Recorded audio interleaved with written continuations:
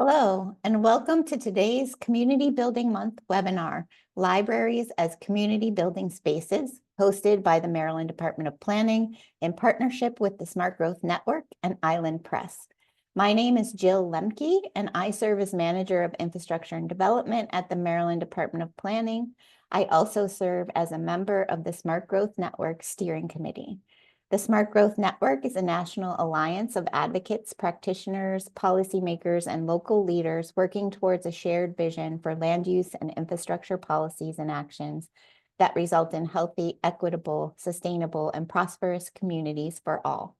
In addition to hosting webinars, we provide information on effective planning, development, and preservation practices. The Smart Growth Network website is undergoing a transition, so please stay tuned for updates. Today's webinar is one in a series of webinars hosted by the Maryland Department of Planning on sustainable growth and planning related topics. This webinar is being recorded and will be posted along with past webinars for viewing via the Maryland Department of Planning's website at planning.maryland.gov or by visiting our YouTube channel. Our website also provides valuable information on statewide planning initiatives, tools, and educational opportunities, including information on future webinars. We encourage you to subscribe to our newsletter to learn more about our upcoming programs. It is important to note that the views expressed by the speaker are those of the speaker and not necessarily those of the Maryland Department of Planning, the state of Maryland, or the Smart Growth Network. Viewers of this live event are eligible to receive 1.5 CM credits from the American Planning Association. To receive your credits, please visit the APA's website, planning.org, to log into your account and search for the name of today's event. You can also search for event number 9302499. Following the presentation, we will address as many questions as time permits. You can submit a question at any time by opening the Q&A tool in the Zoom control panel. Now I am pleased to introduce our speaker for today. Shamichael Hallman serves as the Director of Civic Health and Economic Opportunity at the Urban Libraries Council, an innovation and action think tank of North America's leading public library systems. In this role, he is working to advance conversations about public libraries as essential city and county infrastructure, including their value as physical spaces and a connector of diverse lived experiences. Previously, Shamichael served as the Senior Library Manager at the historic Cossett Library in Memphis Public Libraries, where he was tasked with overseeing renovations and reimagining the role that a library branch could play in the community. He is the author of Meet Me at the Library, a place to foster social connection and promote democracy. His 2020 TEDx talk, Reimagining the Public Library to Reconnect Community, garnered international attention. Shamichael holds an MS in Nonprofit Leadership from the University of Pennsylvania and was a 2023 Loeb Fellow at the Graduate School of Design at Harvard University. Now it is my pleasure to turn it over to Shamichael. Welcome and thank you so much for joining us today. Thank you, Jill, and thank you all so much for having me. It is a great privilege and honor to be speaking to you all today. I'm going to get the presentation started here. I want to start off by letting you know that for you, my book is on sale right now, and if you will use the discount code SMART, you can save 30%. So thanks to the Island Press team and the Smart Growth Network for that. I hope that the book, you will find some value in it. I wrote the book really for 3 reasons. Number one was that I believe that amongst the discussions that are being had about democracy and civic engagement more broadly, that the amazing work that public libraries are doing is largely going unnoticed. Number two, to help library leaders and staff understand the significance of the work that they are doing and dreaming of doing inside this context in which we find deep levels of political polarization, fragmentation, social isolation. And then number three, to create a new space for dialogue where libraries and civil society organizations and government entities might move beyond any sort of current silos that are in place to imagine anew how we might collaboratively and collectively move forward in a time when our efforts are so desperately needed. This moment calls for us to not only sort of lean into innovative projects and initiatives that are already being done in libraries, but to also give thought to how we might scale and sustain these efforts. And so we'll move into the presentation that I'm calling Innovating for Impact, Public Libraries as Catalysts for Civic Engagement and Community. And I want to come at this from this space. I don't want to assume that anyone who's listening to this today already has some knowledge about public libraries. And so I want to talk to you sort of about bring you into the world of libraries, but also put this within the context of a need for civic engagement in our society.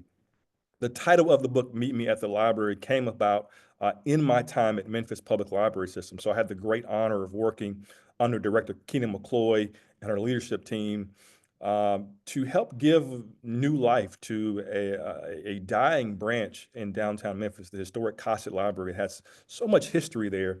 And working alongside designers and architects and planners and some really amazing stakeholders, we created a space that now is an award-winning space that has been recognized on a national and international stage. And in that library, we have an array of new things. There is a cafe where you can get a variety of menu options at affordable price points. There is co-working areas, and now there are often either individuals or organizations who frequently will use that space to conduct meetings, bring in new clients, and have just moments of collaboration. There are recording spaces that are there, both audio and video spaces. So you could go and create an audio project, a recording. You can also go and do a photography project, right? So we see a lot of, say, vendors, who do jewelry, who do T-shirts, will actually come and capture pictures of their products before they put them on their website. And all of these things, as we would go out into the community, like during the construction process, and tell people, hey, tell them about what was happening in the library, the great things that were getting ready to occur. People often had this sort of puzzled look. It's like, oh, this could actually happen in the library. I don't quite get it. And of course, my phrase to them would be, well, meet me at the library tomorrow, and I'll show you exactly what I mean. And time again, as people saw that, the great work there, they were like, oh, wow, I didn't know that libraries did that. And time again, friends, I am hearing this more and more. I didn't necessarily write this book to stay in library, where I wanted to be in front of audiences like yourself, to be able to say, hey, in this moment that we find ourselves in the country, libraries play a pivotal role. And perhaps when we take a step back and think about the library as a space, as a physical space, that perhaps the library is doing something that perhaps no other indoor physical public asset could actually do. I want to start us off with two quotes, actually. The first quote, this actually comes from the Surgeon General's loneliness report, where he says, it was a light bulb moment for me. Social disconnection was far more than I realized, and this is the U.S. Surgeon General. And he's talking about here the epidemic of loneliness that we are seeing in our country, and that many of you probably have heard about. And what we know is this, is that loneliness is far more than just a bad feeling, right? That it actually harms individuals. We see the effects of this at both the individual and the societal level. At an individual level, higher rates of loneliness and social isolation are associated with greater risk of cardiovascular disease, dementia, stroke, depression, anxiety, you name it, right? And of course, I think many of us have sort of seen that one particular stat that stands out that says the mortality impact of being socially disconnected is similar to that of smoking up to 15 cigarettes a day, and just so many really harmful things that we actually see that are happening because of this. He goes on to say that if we fail to do something about this epidemic, we will pay an increasing price in the form of our individual and collective well-being, and we will continue to splinter and divide until we can no longer stand as a community. I'm going to stop my share for a moment and just start back one more second. Give me 1 second. I'll get back to that share.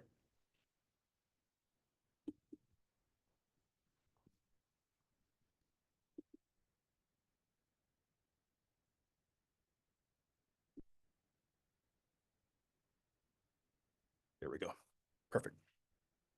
And so it says, and we will continue to splinter and divide until we can no longer stand as a community or a country. Instead of coming together to take on the great challenges before us, we will further retreat to our corners, angry, sick, and alone. And I think this is so important that when we think about the work that was in that report, I think there are a couple of things stand out to me.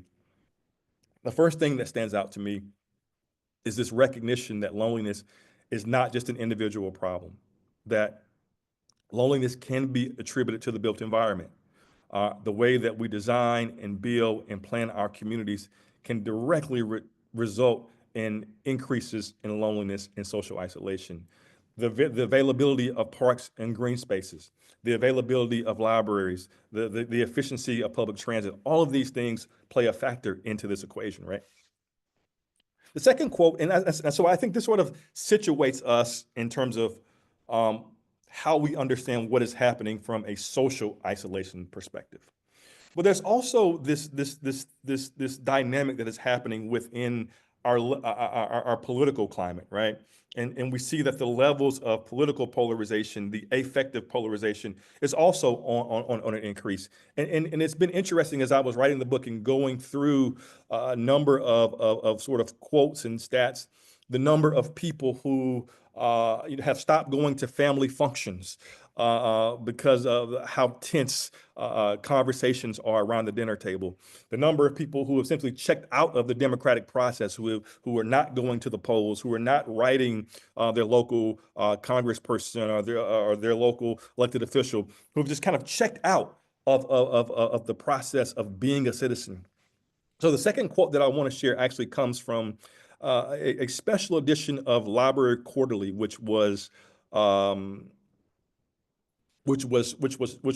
published earlier this year. And the guest editor, Nancy Chronic, who is a teaching professor at Rutgers, says this, and this is a very large quote here, but I'm going to read. I want to put up so we can sort of see it together. And the question is this. It says, what kind of knowledge does a citizen need to participate in a 21st century democracy? That depends on the type of citizen we wish to imagine. Thomas Jefferson considered informed citizens as essential to the Republican form of government, although he limited his vision to white males. Communication scholar Michael Skudson refers to this stage of democracy as a monitorial citizenship, where citizens only pay attention where things go wrong, whereas political scientist Benjamin Barber named this stage thin democracy, dominated by repressive institutions with relatively passive citizens expected to know what they need to know to do what they need to do. Barber contrasts this passive stage with an active participation, in which citizens engage directly in the decision and policy-making process, proposing options and shaping outcomes, a stage he identified as strong democracy, in which citizens regard discourse, debate, and deliberation as essential conditions for reaching common ground and arbitrating differences among people in a large multicultural society. As a remedy to incivility and apathy, this stage enables active citizens to govern themselves in the only form that is genuinely and completely democratic. And so with this, then, a sort of central question emerges. And that question is, what is the role of public space in a society that feels increasingly isolated, polarized, and fragmented? And this is the heart of the book. To look at the role and the roles that libraries are playing here. My sort of inspiration for this work, again, goes back to my time at the Memphis Public Library, where as we were going through the renovation process, we begin to sort of ask ourselves, how might we approach this project in a way that could achieve a set of outcomes? And thanks to our involvement in the Reimagine the Civic Commons initiative, which is playing out in cities that some of you are a part of, we were able to identify two particular outcomes that we thought that we could achieve. The first outcome was socioeconomic mixing. And this was essentially the degree to which at any given time in any of our programs, in any parts of our space, that there would be a diversity of people who would be in the space, right? And this was important to us because we wanted a place where people could encounter folks that they might not encounter otherwise. And so this forced us to not only think about the role of design, the physical design, but this also sort of required us to look at the programmatic design, to think about the types of programs that could draw a diversity of people. And so we thought about all sorts of things, in situations where people might learn something new, where they might meet someone new, where they might change a behavior because of a library program, where they gain new access to library services. But it didn't just affect our programming; it also affected our outreach. And so, above the door, as you would walk out of the office space at the library, we had a sign that says, "Who's not coming into this space right now? What people groups are we not seeing on a daily basis?" And this was a very, very important question because it forced us to begin to think about and look at very intently who was actually coming through the doors. What were the personas of the people that we were serving on a daily basis? And when we layered that on top of the census data about their surrounding community, what could we sort of deduce as to who was not coming in the doors? And this, my friends, really opened up an opportunity for us to sort of think differently about how we engage the community. Luckily, because the building was closed for renovation, we were actually forced to get out into the community. And so we popped up at parks and midday farmers markets. And we did presentations at local businesses. And in the process of doing that, we stumbled upon a food hall that had a number of restaurants that were on the inside of it. And we discovered what was essentially about a 200 square foot space that was not being used in this food hall. And we put a pop-up library there.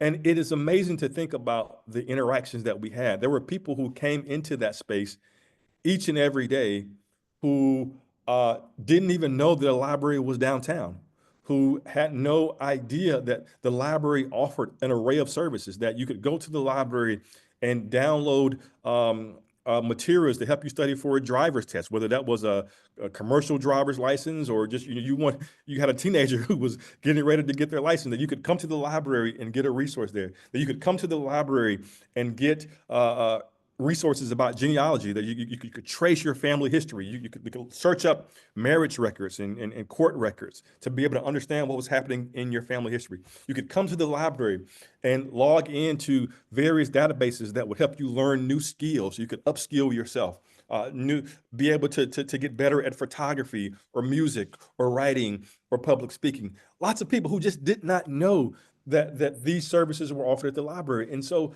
I love that opportunity. I love that sort of moment because it forced us to get out and we might not have gotten out otherwise. But because we were able to do that, we were able to bring new audiences to the library. And so now if you visit that library on any given day, you will see a diversity of people that are there.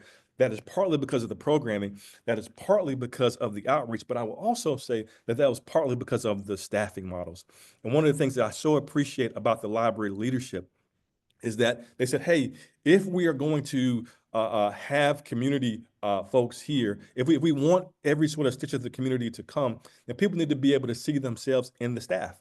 And so we created new staffing models. We created a whole new position that allowed us to go after people who had no library experience at all, but who were amazing photographers, who were amazing entrepreneurs, and would come to the library and bring their resources. And these sorts of things allowed us to get to a place where social economic mixing could thrive. This sort of combination of outreach and programming and staffing, among other things, really, really helped us thrive. The second sort of outcome that we were thinking very hard about was around civic engagement, around the sort of three touch points that we thought the library could influence when we thought about the civic literacy and the civic knowledge of a person. The first point here was civic knowledge, that we felt like because of library resources, we could enhance civic knowledge, that we could help people understand how their local government worked, that we could help people understand the levers of power that were in their community. And so we used all sorts of library resources to do this. We also had programming. We brought in elected officials. We brought in nonprofit leaders to give conversations, to give talks to the community so that they could understand how things worked in their society.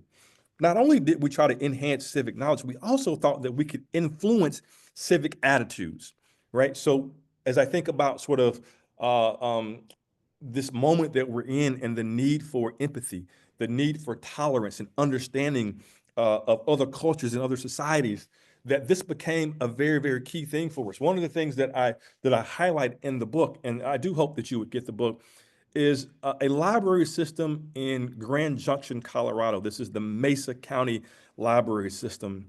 And I write about them because of the really great work they were doing. I actually had an opportunity to go and visit their library a few months ago. And at that event, when I went there, they were hosting an event called the Human Library. I'm not sure if you've ever heard of the Human Library, but it's this amazing nonprofit that was started in Denmark maybe 15, 20 years ago. Um, and the sort of premise around the human library is that you would be able to visit any sort of space, a park, a community center, but this works particularly well in public libraries. You would be able to go to a library, and instead of pulling a book off the shelf, there would be a person that you could check out, right? And it's really a beautiful thing that you'd be able to sit down and have a 15, 30-minute conversation with a person. And so the day that I went, the library had done this incredible job of curating a list of human books. There was a person who was formerly incarcerated, who had, upon his return to society, started an amazing nonprofit to help people get back into public life. There was a trans male who talked about the experience. There was someone there who was an unhoused individual who, again, talked about what it was like to live in their shoes. And that, you think about those sort of events and having the opportunity to, quote unquote, check out a book, and that book be a person that maybe you've always had questions about, but never had an opportunity to talk to somebody who actually is in that space. And you think about the sort of bravery that it takes to be able to ask questions about, well, tell me about this. Why are you this way? Tell me, how did you get to this place in your life? And to be able to sort of have the opportunity to be able to ask that question, right? Um, that we think is uniquely positioned an opportunity for the public library. And so we think about civic knowledge, we think about civic attitudes, and then lastly, we think about civic behavior. And in civic behavior, we try to shift the minds of people to sort of be active citizens in their community. We want them to, perhaps for the first time, go vote. We want them, perhaps for the first time, to consider running for office. We want them for the first time to show up at a school board meeting or the library board meeting or the local planning meeting. And we thought that the library, again, because of the resources that we had, that we could actually pull on that. So you sort of begin to sort of get a feeling, sort of an idea of, as we think about, well, what is the role of public space in a society that feels increasingly isolated, fragmented, polarized? Certainly there is a role for parks. There's a role for our plazas. There's a role for waterfronts. There's a role for our community centers. But I think there's a very, very important and often underestimated role that public libraries play in this space. Now, of course, we know that those spaces have to be designed and managed and maintained in a proper way. But there's a unique advantage of the public library. I'm giving this talk right now. I'm actually at the New York Public Library on Fifth Avenue in New York. And I just came from a innovation innovation showcase where for the last year, there have been about 20 teams throughout New York's library systems that have been piloting innovative projects around civic renewal. And just the types of programs that are happening that happen today are just really amazing. I'll share. So I believe it just came out of this meeting, but there was one project that was called a civic action hub. And the Civic Action Hub is a local community space offering innovative programming and resources to inspire grassroots civic engagement. With a very small seed donation, Each branch created these civic action toolkits that members of the community could pick up and go and do a thing with. There was another project that was a community artivism. And this was a series of talks and presentations featuring interactive patron participation to engage underserved communities. And so they did a community quilt project that was just really, really wonderful way of bringing the community together. And I think this is a really unique role and a unique opportunity for public libraries.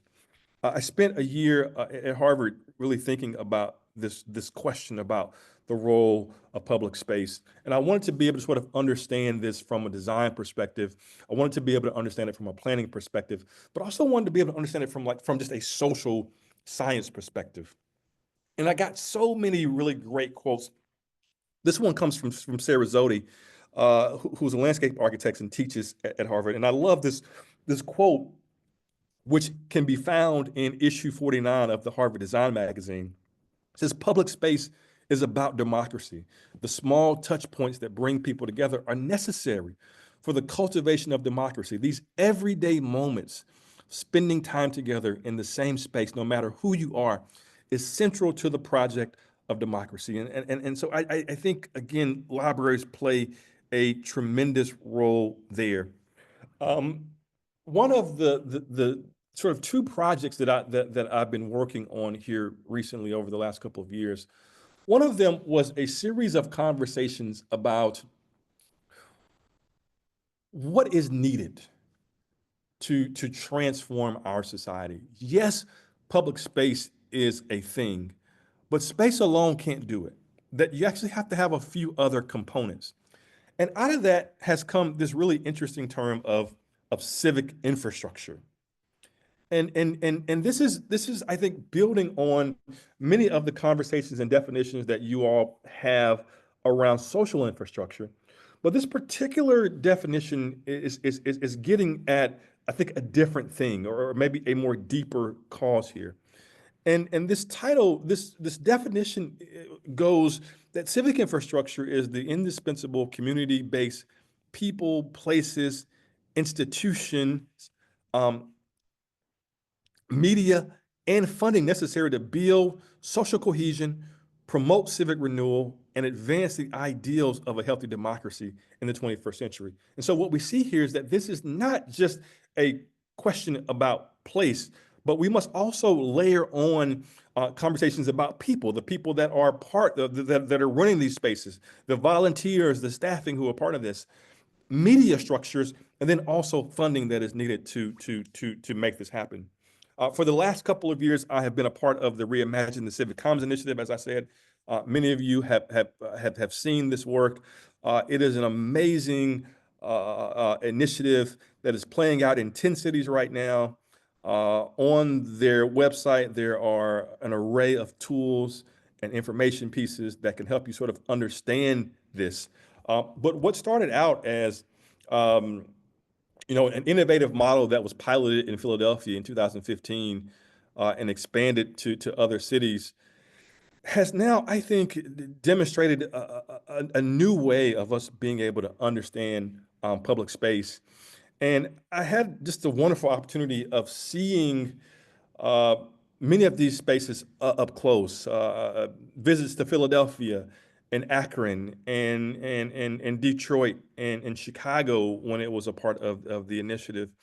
And it was just be really, really great to see how this space was unfolding, how this initiative was unfolding. And I got to see some really, really cool things in Akron. Summit Lake is a really, really amazing sort of testimony here to see what Akron is doing, knitting together isolated communities through collaborative reimagining of public spaces.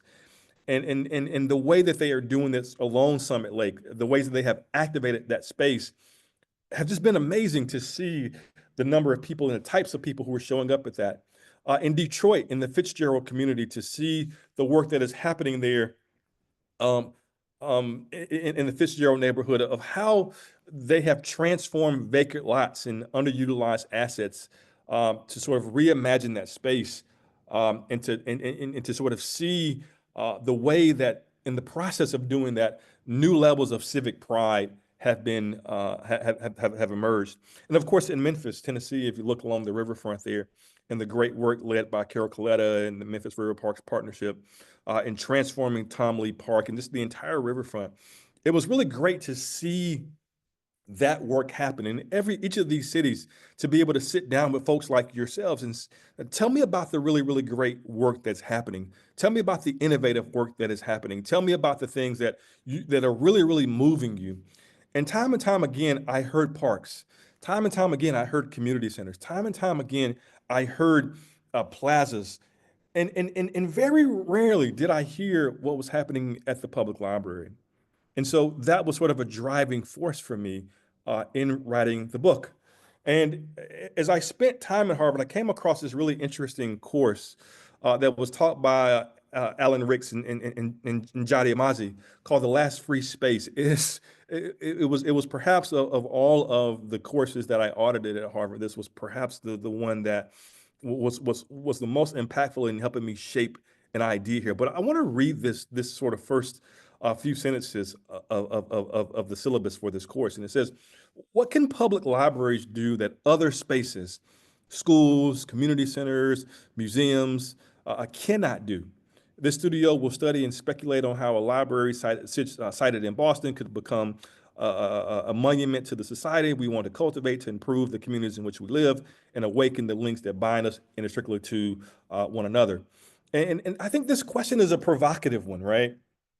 That as you think about your communities, the communities that you are a part of right now, and the projects that you're doing right now, and the goals that you have for those projects, whether that is socioeconomic mixing, whether that is increased economic activity, whether that is some level of civic engagement, and I hope that it would be all of those, because we need all of those.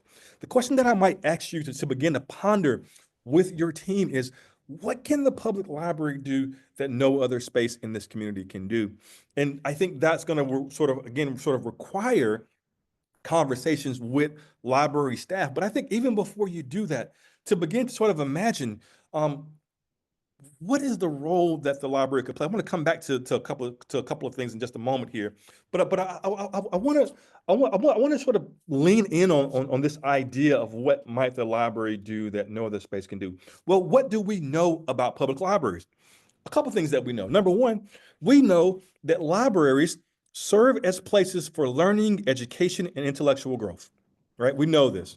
Libraries offer a quiet, focused environment that encourages study and lifelong learning. They often provide resources like homework help and literacy programs, all sorts of things. We know that this is a core function of libraries. The next thing that we know is that libraries encourage creative activities and innovations. So throughout the book, actually, one library that I talk about a lot is the Cambridge Public Library.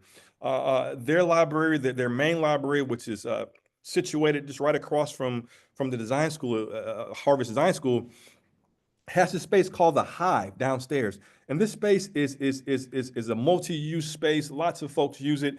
In this space, there is sewing machines. There's a recording studio.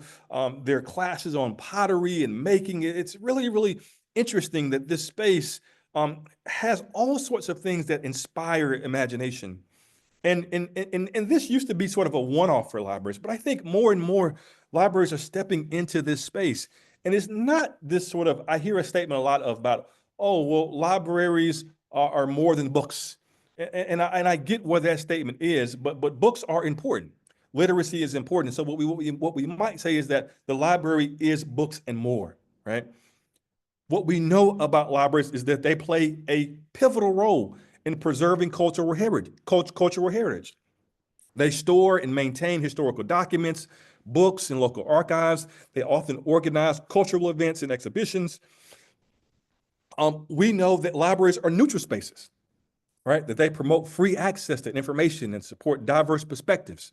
They offer a safe space for people to explore ideas without judgment. They facilitate discussions across different viewpoints, and they allow people to access materials without censorship. We know that libraries are places for everyone. regardless of background or ability or economic status, that libraries provide free and impartial access to services and resources and information. This really highlights the role of the library in reducing social and digital divides. We know that libraries help people gain access to information and improve their life skills. Libraries offer resources to help people develop skills to aid their daily life, like job searching and digital literacy, self-improvements. That libraries provide spaces where people can feel supported in their personal, in their professional growth. We know that libraries offer privacy and quiet spaces for people who need solitude or a break from the daily stresses. I cannot tell you how often in my time in working with libraries and my time in visiting libraries, how people talk about this importance of feeling alone together, and that the library sort of provides this really unique space to do that. We know that libraries aim to create a welcoming atmosphere. There was, for a number of years, a sign here at the New York Public Library that says, "Here lies the library, the place that requires neither your wallet nor your soul." And that is such a beautiful thing to think about, a sort of beautiful statement, that here lies a place that I don't have to subscribe to any sort of political belief or religious belief. And it costs me nothing to walk in this space. And the moment I walk in this space, I have access to all of these resources. I have access to other people that I might not see otherwise. And that this will happen with a friendly staff that is present. And so when we think about all of those things, it's not hard for us to begin to imagine and begin to ask this question: what can public libraries do that other spaces can't do?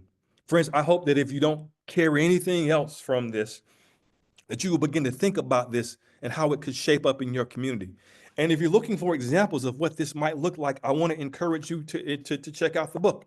But there are a couple of other things that you can do if you want to get some sort of thoughts on this.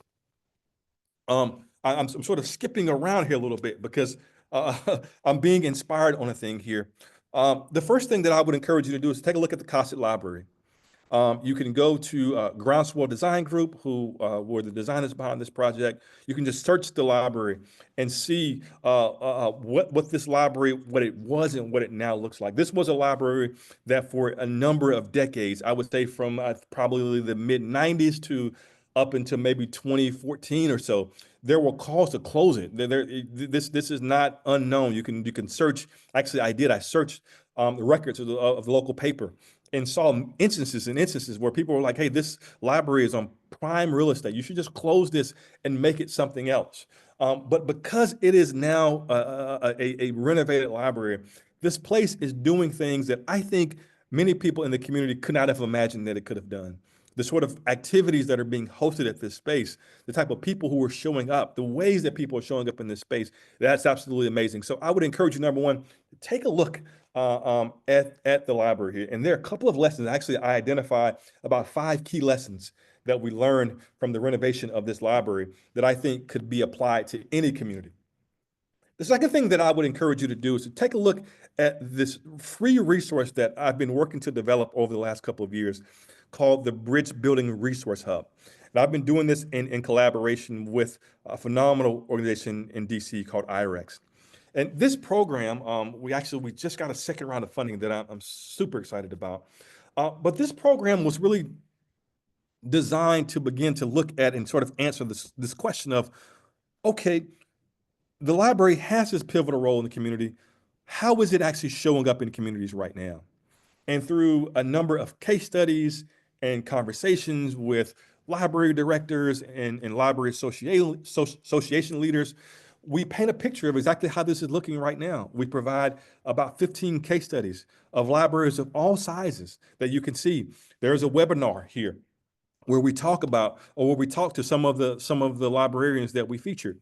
But I think the important thing is that as you look through some of these case studies, what you're going to see is how these libraries are defining success. And what we see is that this is not a one-size-fits-all approach, that there are some libraries that are defining success by saying, hey, we know that because this library is here and the innovative things that it's doing, that there's a diversity of people that are showing up. And like for us, that's important. Like that's a key goal, that we're reaching different segments of the community. There are other people who are measuring success by engaging people over conversation and say, hey, like we're bringing the planning meeting to the library, or we're going to have a living room type conversation at the library. And for us, success is we have differing views. People who are bringing different lived experiences, viewpoints on these topics and engaging in conversation. But what you'll see there is a lot of really, really amazing things there. So I would encourage you to take a look at that. So Cosset Library, number one, this bridge building resource hope, number two, I'd be great. And then lastly, to go look at the Civic Commons Initiative, which again, all of these are highlighted in the book. I want to take the last 5 minutes and think about one last sort of thing here as we think about the library as civic infrastructure. And I know that for many of you, the importance of community engagement and participation is important. And so as we think about sort of three things that as I think about sort of three things that I know the library can do as a civic infrastructure, increasing engagement is one of them. And this really comes directly from the Civic Commons Network and the work that we had seen other folks do. You know, stewardship really became a guiding inspiration during the reimagining of Cosset Library. We envisioned not only sort of not transforming how I think for us it was not just transforming how the library was perceived by the community, but also how individuals saw their own role in the everyday life of the library. Our ideal and our goal was to cultivate a deep sense of shared responsibility where the library wasn't merely a service, but a space that everyone felt invested in and advocated for. And this is how we actually made this happen. There were, in our engagement efforts, in all of our surveys, no matter what amount of questions we asked, we always concluded with the same two questions. The first question was, what do you want to see in this space? Right? And people would say all sorts of things, right? And this, we knew this was important because we didn't want to just design something for people. We wanted to design something with people. And people would say all sorts of things like, hey, I want to see a sewing class here, or, I'm learning how to launch my business. And it would be great to be able to come to the library and get a business class or get some help with finalizing my business plan, right? Some people, it was for hobby related. Say, hey, I play the guitar, I play the ukulele, I play the saxophone, and it would be great to come to a space where I could get some lessons or I connect with other people who also play the same thing. And so that gave us a very good sort of understanding of what people wanted. But the follow-up question, and this was the last question intentionally, was, well, what can you bring to this space? What sort of unique gift or skill or talent do you have that you could bring to the space? And friends, what we saw there was many of the same things that people were saying that they wanted to see. We saw people who were entrepreneurs who said, hey, I could come and do a How I Built It course. We saw musicians come and say, hey, once a quarter, I could come and teach people the basics of playing guitar. We saw lawyers come and say, hey, I wouldn't have a problem around tax time coming and helping those who don't have access, don't have the means to go and get tax preparation. Like, I will come and help them. And so what we begin to sort of imagine then is that, oh, well, the library doesn't have to do all of the work in and of itself, that the library could actually become host, right? And that we could create the space by which community members could come and do a thing. And so this idea of stewardship became so important for us. We were motivated by the idea that stewardship and advocacy could become everyday actions. That even just simple things like picking up trash or sharing stories about the library on social media were a way of getting people involved. We also believe that going through this process of engagement, that public support for civic investments could actually grow. We were inspired by the belief that when people understood the value of public assets, that they were more likely to advocate for them, even supporting increased government funding to sustain and support the impact. And this was baked into the work. We also believe two other things. Number one, that the library could be a central piece of community identity. We dreamed of a library that wasn't just a building, but there was a beloved symbol of connection and opportunity. And so now, even now, when you walk into that building, what you will see is art that reflects and tells the story of the building. There are numerous signage that helps people understand ways that they can get involved, but also some of the offerings that are there. And then lastly, we believe that all of this entire project could influence civic pride, and that civic pride could influence political priorities. We imagine the future where the community's love for the library would shape political conversations and encourage individuals to support leaders and policies that prioritize the protection and the enhancement of civic assets. So I'm going to stop there and turn it open to questions. I would love to have a conversation with you, thoughts that you might have, questions, concerns that you might have. Let's talk. Thank you so much, Michael. We truly appreciate you sharing your experiences with us today. Throughout the presentation, we've been assembling questions from the audience. Please continue to submit questions throughout the discussion, and we will get to as many as we can until 2:30 p.m. Eastern Time. So Michael and I will turn our cameras on and I will get to the first question. We've had a lot of really good questions. One in particular that rises to the top is, there's several questions about this actually. Let me start over. Increasing engagement is something that planners and library staffs have in common, which you've mentioned. And we have some planning and library enthusiasts with us today. What advice do you have for connecting local and city planners with their local libraries? And how can urban planners be more effective partners to libraries to help them leverage the things they need to do to be good, to help promote social good and community placemaking? Yeah, that's an interesting question, Jill. You know, I think one of the most important things that we did that really boosted our engagement was, number one, our orientation to the community, right? That we were very intentional in stating that there were already great things that were happening in the community, right? That we didn't want to go, like, even with all of the great things that we were offering, with performance space and co-working space, we kept it front and center that, hey, Memphis is a city of grit and grind. There are individuals, there are organizations, there are associations, there are corporations that are already doing great work. And I think just that orientation in and of itself is important, right? Because when we don't have that and we have a sort of a deficit-based view of the community, that they need us, it changes how you show up in a community. It changes your posture, and people pick up on that.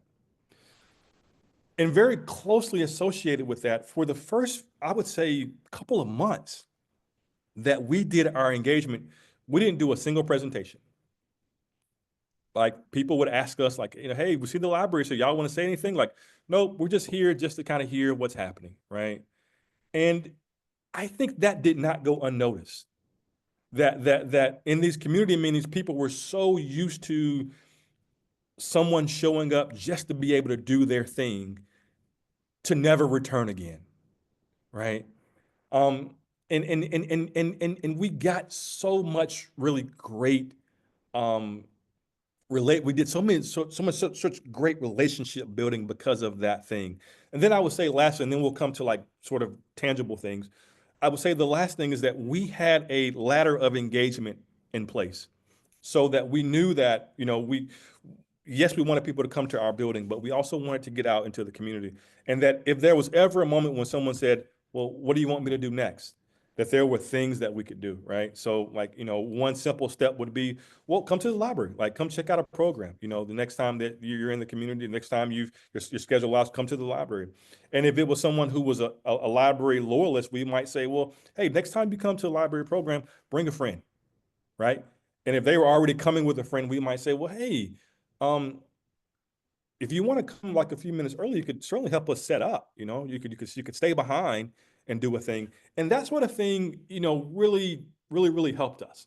Now, in terms of planning and sort of the conversation here, I think this is, I, I, I think one of the first things is just a simple conversation. You know, I have been in so many meetings and think tanks and commissions where people are talking about the loneliness epidemic and are talking about the rates of polarization. And we have these hour-long conversations, sometimes day-long conversations, and everything is mentioned but the library, right? Or it's like the last day, at the last moment, somebody says, "Oh, well, what about the libraries?" Right? And I would sort of encourage people, just number one, to sort of just get reacquainted with with their local library, right? Like, just take a look at the website, see what's there. Take a look at some of the programs and see what's there. You know, before you start knocking on the door and wanting to have a meeting, like, just have an appreciation for what's already there and what's already happening. Because you might discover that based off what's already happening, there might be ways for you to plug in that you had not discovered before. There may be some group that's already coming to the library. There may be something that's, like, for instance, in Memphis at the Casa Library where I was, there was a bus advocacy group that met every month, right? And like these were just individuals, passing individuals who were like, "Hey man, the bus is okay, but like we need it to be more for what we're doing." That would have been an amazing opportunity for planners to show up and be a part of that conversation, right? So I think it is sort of number one, to take a look at what is happening. And then I would say number two, particularly for those of us who are in cities where there are multiple branches, you know, like I think our tendency might be to go to the director or to leadership, and you should, because I think you should always start with the top, but to also go to each of these branches, because each branch has a life of its own. You know, it's responding to community needs in a different way, a unique way than maybe the branch across town is. And so being able to engage with branch managers and children's librarians at these individual branches, I think could unveil new ways of understanding what's possible in the community. That's really great advice. I think we all need to focus a lot more on building relationships and listening. And I think that comes across for sure. Um, You've mentioned a lot of successful ways that some libraries have drawn in new audiences to their branches. One question we have is, what have been the most successful ways to draw in adults? But along the same lines, how can we draw families and children to the libraries? Um, can you give us some more examples about programming and things that have been successful in reaching both adults as well as young families with children? Yeah, absolutely. You know, a couple of things come to mind. One of the other stories that I share in the book is actually at Cambridge Public Library.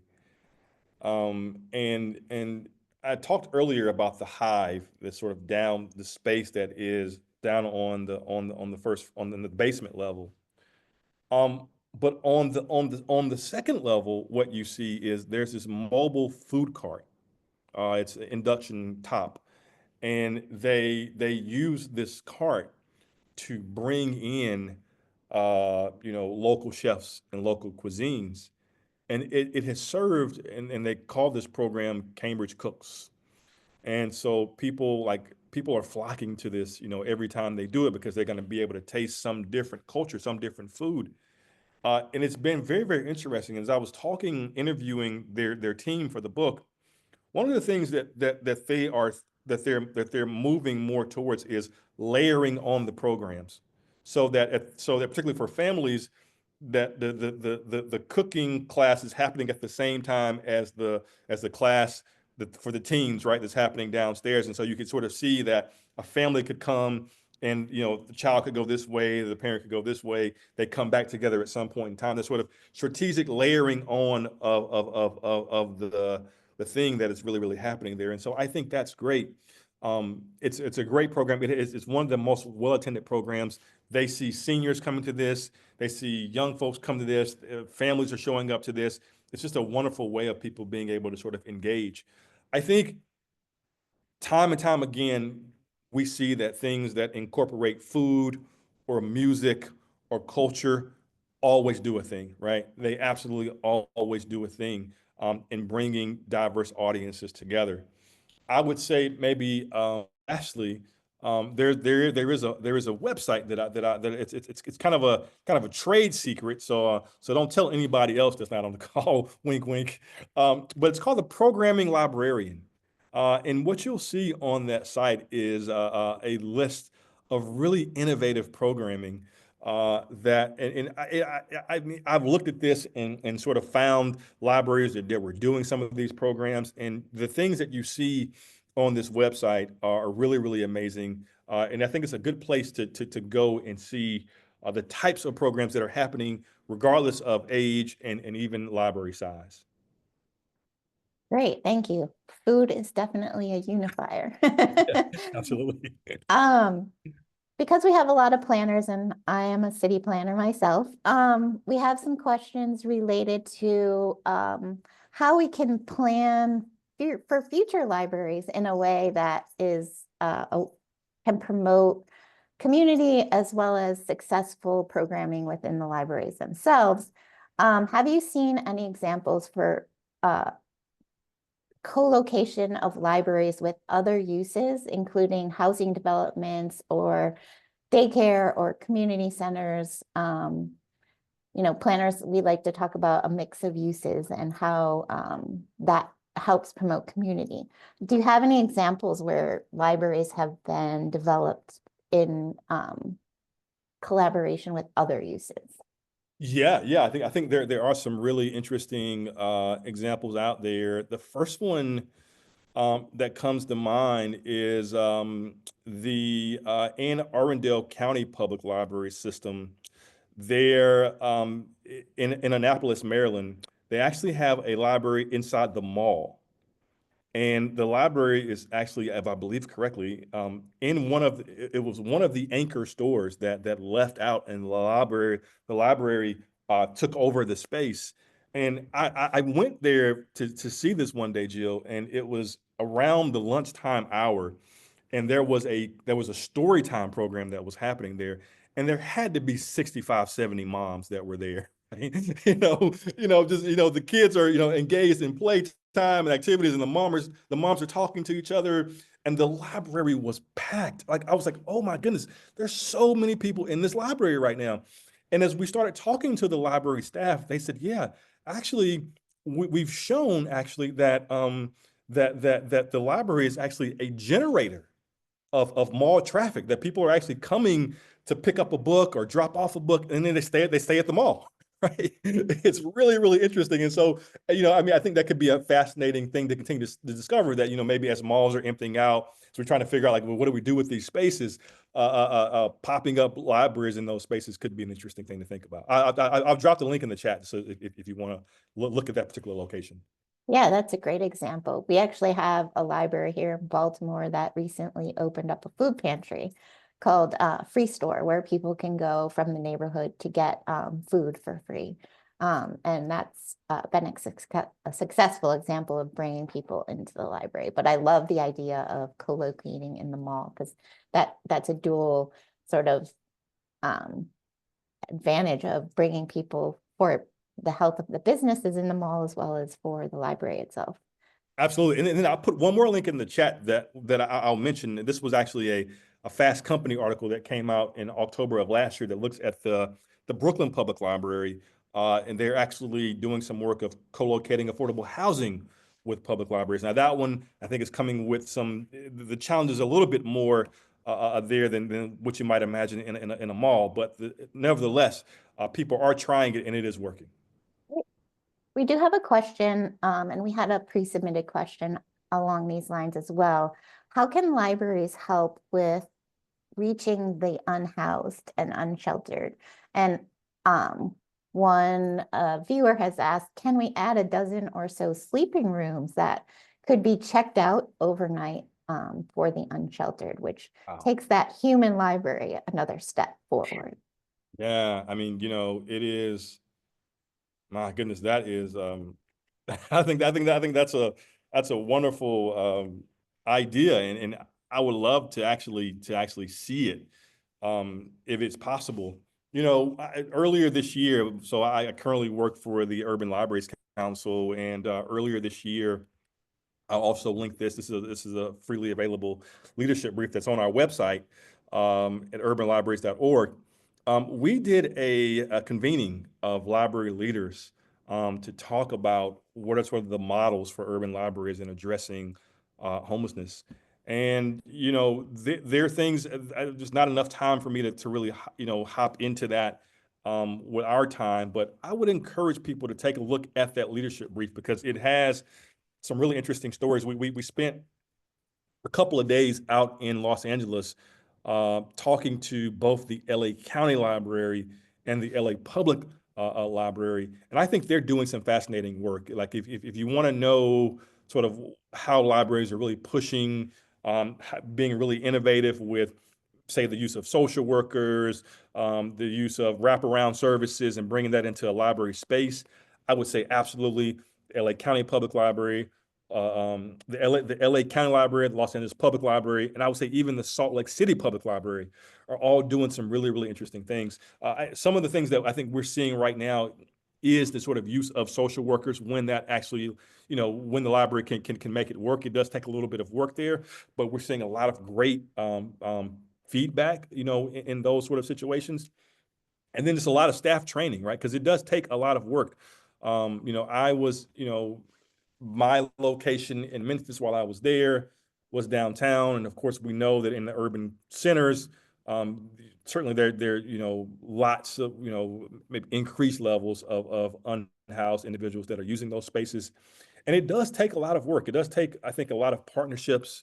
We partner very closely with the local shelter, with a number of other nonprofits in the area. And I think this is something that is going to be ongoing and is going to be very dynamic based on where you're situated in the capacities that are currently in place. Thank you so much. We have so many good questions. One question that a viewer has asked is in relation to the human library and the human books. How did the library that did that and deal with any potential conflicts between community members? We have a lot of divisiveness around books and libraries and knowledge and learning about other people's cultures. How do or should libraries enter that fray in order to sort of deregulate some of those negative responses? Sure. Well, I'll say that, the human library, you do have to have a license to host that event. And so you have to go through the organization to get that. And there is an extensive amount of training that their organization gives to library staff. I'll say that, Jill, that even like while I was also checking out books, I was also a book. I decided that I was going to put myself up as a book. And so my book was Black Man Jogging in Suburban America. And I talked about what it's like, in my community, even where I live right now, jogging in my community and having people see me approaching them and go to the other side of the street until I pass by and then come back on the other side of the street, right? I mean, this happens to me regularly, actually. Or people see me running in their direction and they turn around or they go back in their house. And the sort of real implications that, I mean, like that doesn't feel safe at all for me, right? So, I mean, there are things that I do now, like I stopped wearing dark clothes, right? Because that's a thing, right? I stopped accelerating, because like I didn't want people to think that I had grabbed something out of a car and dashed off very fast, right? I make sure that I don't bump into somebody because I don't want to be accused of anything, right? And so I sat down as a book, and there were ground rules that said, hey, hey, if you want to check me out, that you've got to come with a level of respect, a level of wanting to learn, right? You can ask questions, but I also have a right to not answer those questions, right? And if this ever gets to a place where either of us feel uncomfortable, we can walk away. And that event lasted all day, and I intentionally was scanning the room to see how the interaction was. And I think this is probably just a testament to their library leadership and their staff. But I didn't see any issues. because I think the sort of people that are coming to these events are just, they want to know. Like, these are people who are curious and have a level of respect and understanding. I mean, I'm sure that if we were to talk to the human library folks, they might tell us of situations, but I would take a look at the Mesa County Library System and their leadership there. I knew that I always wanted to interview the human library for the book. And when I called the human library way over in Denmark and said, hey, give me the library I should be talking to, they said, call Mesa County. And when I got there, it made total sense as to why they did. That's great. I myself grew up in a rural, all white community where you never had the opportunity to meet people who didn't look like you or worship like you. And it would have been a great opportunity to be able to do that, which brought to mind the question, are human libraries taking place in person or virtually, or both? Are there examples of both? There are examples of both. I only covered the in-person in the book, but now there's another really interesting organization and movement that I did cover that is happening both in person and virtually, and it's called Living Room Conversations. And I'm not sure if you've heard of that before, but there's a website there for that. And on the Living Room Conversation website, there is a host. I think they have at this point maybe 50 or 60 topics that are there that you can download, and they tell you exactly how to run this conversation, right? And I think I have to go back and look, but I think there are some things around like the future of your city. Like, I think there are conversations that are there. And so, one thing that could be very interesting for a planner is to go to that website and see if something's there. And if it's not there, reach out to their team. Like, they're like, that team is always open to like put together new conversation topics. And you can sort of see like a Saturday morning where there was a specially designed conversation around a new project that is happening or a vision for the community that's happening at the library, 4 or 5 tables, and people are talking about that. I think it's a wonderful organization. They're doing some great work. Thank you. We have some questions about any recommendations you might have for those of us who are designing libraries. And there are questions both about how to, design a library that includes quiet space as well as the activated spaces you mentioned, like maker spaces and things. And also, how do we design libraries that are accessible and welcoming to the community and safe to get to? And that gets to transportation linkages and transit and sidewalks and all of those things that planners work hard to provide for communities. Do you have any design related recommendations or good examples that you've seen around the country or the world? Yeah, sure. So, I'll lift up, I think the transportation question, I'm probably not equipped to answer. It's a great question that I'll take back to, if you could find some way to get that question to me, I'm sure that I can find someone in the network who's better able to answer that question, and then I'm happy to make the connection. I think that the first just sort of like just even like non-library resource that I would throw out would be the civic design guidelines that I'm not sure that it was actually put out by Assembly a couple years ago, and it's a free download. I believe it's perhaps still free. Let me see if I can find that link, and I'll put it in the chat.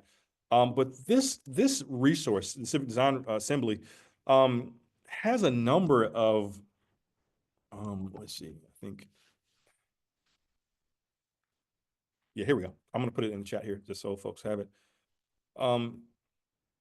Is a wonderful resource that has a number of sort of guidelines on how to design welcoming space. There are a couple of things that we did in Memphis that I think really, really well, that worked really, really well. One was the incorporating art, right? And particularly there are three pieces of art that you'll see when you go to that library. The first piece is on the outside. It's an installation on the outside, and it's a mockingbird, and the mockingbird is the state bird for Tennessee. And on the wings of the bird are phrases from kids that we got as we did community engagement work, right? And so this is a really playful installation where you can sort of go and read what the kids said. You can sort of walk through the bird, but it provides sort of a moment of inspiration, right? So like even before you walk into the library, it's going to capture your eye. If you're walking down Front Street, if you're walking through downtown and you see this, like, oh, this looks pretty interesting. Let me go check it out. The second piece of art that you'll see is actually on the inside of the library.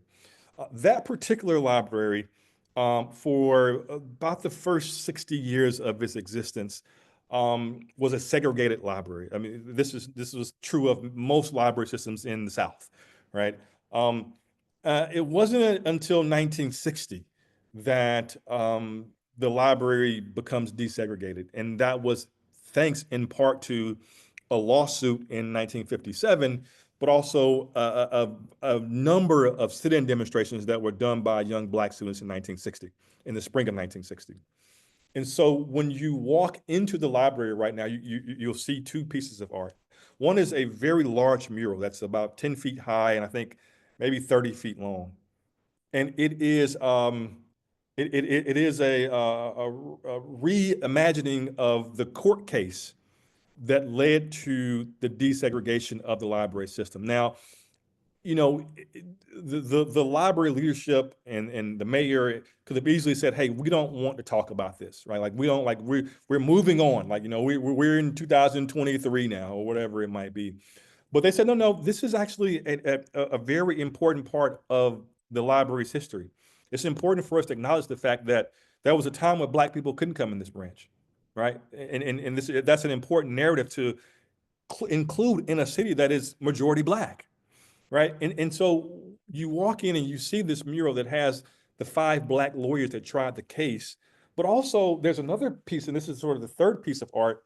You see the names of all of the individuals who were part of the sit-ins, right? The folks who were arrested, the 18, 19-year-old students who were arrested. There's some video testimony from them.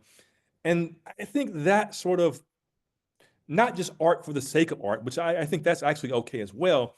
But if you can find these narratives that are a part of the community, if you can find these stories, these elements that are a part of the community, and use art to celebrate and honor and commemorate that, I think it's one of the most important things. We hear time and time again people come in just to look at that piece of art because it is both historical, it is both backwards looking and also future looking.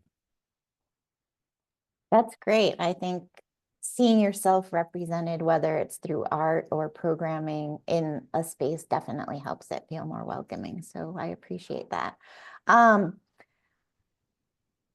one viewer has asked, and this question I'm sure comes up a lot.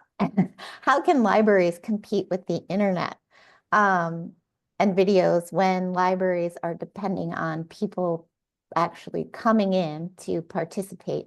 How do we get the word out about innovative programming and things that might interest people to draw them out of their shells, if you will, away from their screens and participating in some of these innovative programs? Absolutely, absolutely. I'm gonna put another link in the chat, and this is the work of one of my colleagues who was a former planner himself.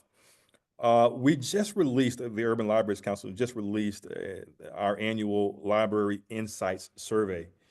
And this survey, I think, would be valuable to anybody on the call. We polled 185 of our member locations across the US and Canada. We got responses from 115 of those library systems. Those 115 library systems collectively serve, their cities serve, almost 90 million people.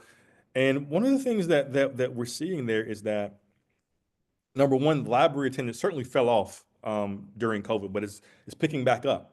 People are coming back to the library. what we are finding that people are coming, what is drawing people back to the library is, number one, the use of e-resources, right? So ebooks, library databases, all that I talked about before, the genealogy databases, the upskilling databases, the sort of LinkedIn Learning, the Coursera, these things, people are really, trying to get better at themselves. The second use is space. People are using the meeting rooms at a very, very high level. And I think as we talk about sort of design, then the ability to create spaces that are beautiful and functional, but also flexible, I think is perhaps the most important thing that we can do as we move forward with libraries, right? Because each community is very dynamic, and so to be able to for the library to sort of be one thing on Monday and another thing on Tuesday, while still being a library is very, very, very, very important. So I want to say, yeah, that that people are coming back to the library now. In terms of drawing new people to the library and bringing in new audiences, what I think is very, very important. I want to go back to what I talked about earlier, that I think is incumbent upon libraries to not only do outreach and to not only hire in a way that looks like the community, and to not only have books on the shelf that reflect the communities there, right? It's important that we have a variety of books that are there. I think the other thing is that we need to tell more stories about the library. There was a wonderful story that came out of the Mid-Continent Public Library that is in it's right outside of Kansas City. And there was this amazing story of a person who that library actually has a culinary kitchen. Um, and within the culinary kitchen, entrepreneurs are able to go and pretty much do everything, right? Like you can, for a very small amount of money, you can go in. I'm going to put this link here so you can see it. You can go in and get access to a commercial kitchen where you can do food preparation, you can do food storage. All of the commercial supplies that you might need are there. And there's actually a woman who's featured in this article that I sent that actually started her business or actually greatly enhanced her business because of the public library, right? Now, most people would never hear that story. Most people would never imagine that somebody, because of the library, actually launched a baking business. But I'm telling you that from my vantage point, the conversations that I get to have every day, this stuff is happening in libraries like crazy. Like, this is not a new or like one-off phenomenon. This is happening in libraries large and small. But I think that there's an opportunity for libraries to tell that story. And I think there's an opportunity for even planners to be able to learn from those stories and help amplify some of those stories, to be able to say, hey, kind of in the closing line of the book, I say, I really sort of encourage people to think that even if you're not using your public library, which I think everybody should, I think the library has something for everybody. Even if you're not using the library, your community is better because the library is there. I just truly believe that that the fabric of your community is better because a public library is there. You may not be using it in the way that you used it 15, 20 years ago, but I can guarantee you that there are people who are still using it of all backgrounds. And lastly, I want to say this, the sort of statement around, oh, well, people have the internet now, people have computers now. That's not true of everyone. That the digital divide is still a very real thing in our communities, right? There are still record millions of families that not only don't have a computer or a laptop, a desktop at home, don't have broadband internet access to even be able to do that. So for lots of people, the library is their lifeline, right? Now, for more affluent people, yes, there are things that we can do. And I think the story of being co-located in a mall, like that's an innovative thing that a library is doing. Libraries are doing all sorts of really amazing programs. Like I just told you about the stuff that's happening here at the New York Public Library. I think that there is really more that meets the eye for most libraries that a lot of people just don't know. And so just amplifying the message of libraries, which again is why I wrote the book. I'm trying to reintroduce the library to individuals who perhaps haven't interacted with it in a long time. Yeah, I think that's very true. And in fact, during the COVID lockdowns, my local library had outdoor Wi-Fi. So you could come and sit in the parking lot or the Parking lot, area yeah. in front of the library and get Wi-Fi if you needed it in order to connect to the outside world when being in your house may have been a little bit limiting at that time. So Yeah. I think I definitely see that access to web resources through the libraries is very important. Yeah, one of my favorite stories, and I, no matter what type of day I have when I was working in libraries, I would always go back to this story. There was a gentleman who came into the library one day, and he had gotten his job had laid him off, and he had found another job at one of the local hotels. But in order to get the job, he had to apply for it online. Like he couldn't just walk and hand him his resume, right? He didn't have a resume. He didn't have internet access. So I sat with this gentleman for about 45 minutes. I said, okay, well, let's build a resume for you, right? And I took out a piece of paper and said, man, can you just write down like what was your job title and what were some of the things that you did, And he did that, and I said, okay, well, let's do it. Like he didn't know how to type, like he had not interacted with a computer at all. So I showed him how to do that. We got the resume together, went to the website. The website required an email address. He didn't have an email address. So I had to explain to him what an email address was and how to do this, right? And what I mean, well, I guess what I'm trying to get to is that, you know, some of the things that we might take for granted that, hey, like you have an email, you know how to use the internet, you know how to navigate online. It's just not the reality for everybody. And the library serves people in a very real way in that way. Very true. Um, so many good questions. It's hard to choose. Um, there have been some questions about funding and resources. What kinds of resources do libraries need in order to engage in some of these activities? And do you know of any particular funding sources that those of us in the planning world or those of us in the library world can access in order to help boost that kind of programming in our library system?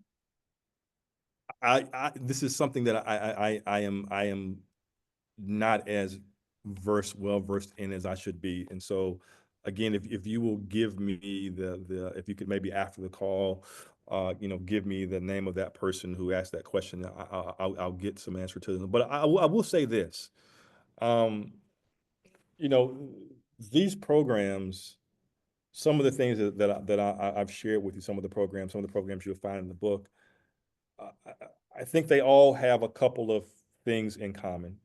Number one, they're all happening at very beautiful libraries, libraries that were very well thought out.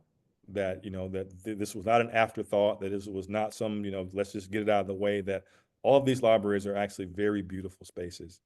And they have some sort of complementary outdoor space, right? So Cambridge, it's next to a park, and so you see people just kind of hanging out, playing basketball, throwing a frisbee.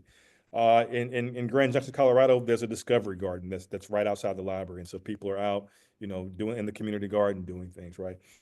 So I think just number one, just beautiful spaces. I think people deserve beauty, not just the downtown branch, not just the main branch where all the traffic is. I think even every branch deserves some level of beauty and novelty, right? And so that might be a recording space at one location. That might be, a world-class children's play space at another space. But that level of design is important. And then the next sort of layer is staffing. Um, it is important for us to be able to hire amazing folks and to pay those people a good wage, particularly in light of the fact that in many of these library systems, a library science degree is required, and often when you come out of having that degree and you go into the field, it can take a long time to be able to pay that back with some of the sort of current library wages. And so, well-designed spaces, well-paid people, I think will create some magic. This will be the last question, and then we'll go into your final remarks. Somebody with us today is a planner and a trained librarian, and he has asked, Are there examples that you're aware of where libraries have connected with promoting small businesses, in addition to things like co-location with makers market, makers spaces? Are libraries involved with things like incubators, farmers markets, food halls, like you mentioned a food hall earlier, and having the pop-up library in the food hall? How can libraries support small businesses in the community? Yeah, well, this is actually my other area at the Urban Libraries Council. So I have two roles at the urban, or sort of two bucket areas at the Urban Libraries Council. The first area is around civic health and democracy, and so here we think about sort of the role of the library in helping people find reliable information and being a place of civic discourse and dialogue, and voting locations and all that sorts of thing.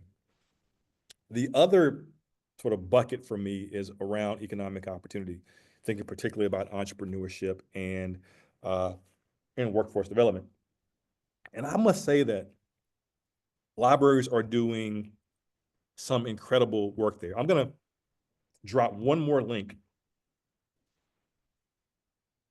in the chat for you. And I'm plugging my organization quite a bit here. We're not the only ones, but each year we have an innovations award. And this is really highlighting and spotlighting some of the very most innovative work that libraries are doing in some key areas. And one of those areas is around workforce and entrepreneurship. And I would just encourage that person to take a look at the site. Some of the things that I have been really, really encouraged by this year, particularly, we recognize there is a entrepreneurship incubator at the Gwinnett County Public Library, where folks are launching businesses, and the library is partnering with a number of folks to make that happen.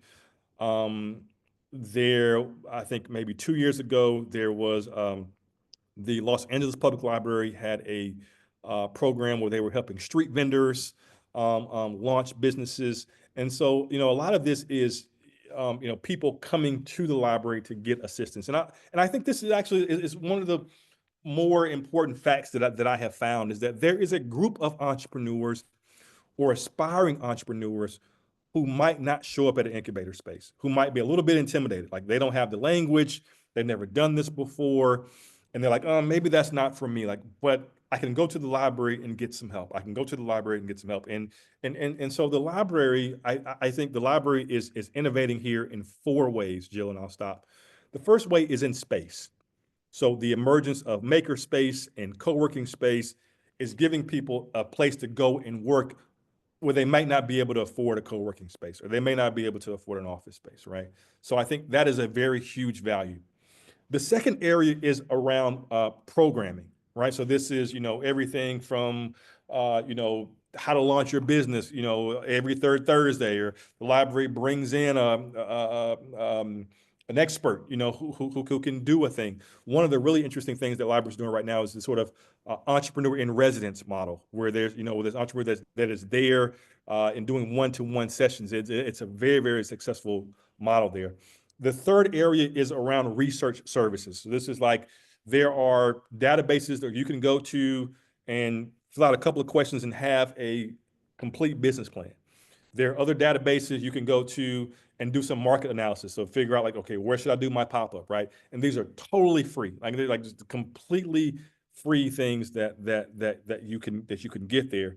And so, the library is doing so much here. And one of the things that I am working on right now is what I call a business value calculator, that is actually helping libraries calculate the economic impact of their services to entrepreneurs and business owners. And we're seeing numbers as high as $40-50 million.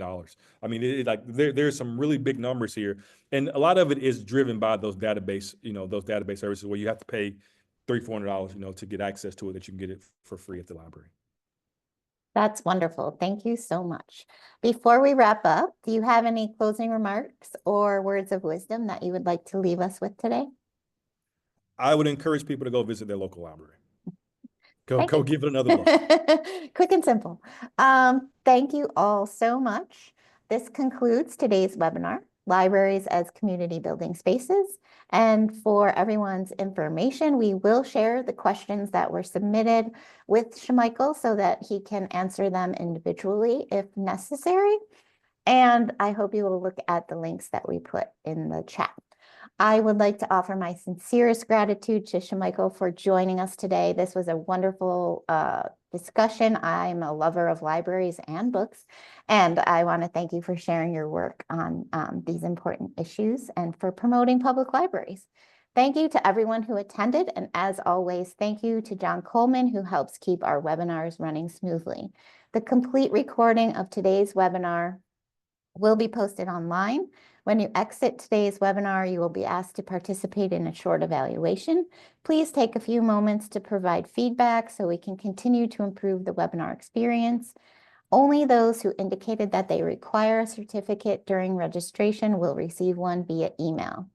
Please keep an eye on your inbox for details on future webinars sponsored by the Maryland Department of Planning and the Smart Growth Network, including our next webinar kicking off Community Building Month next Thursday, December 12th.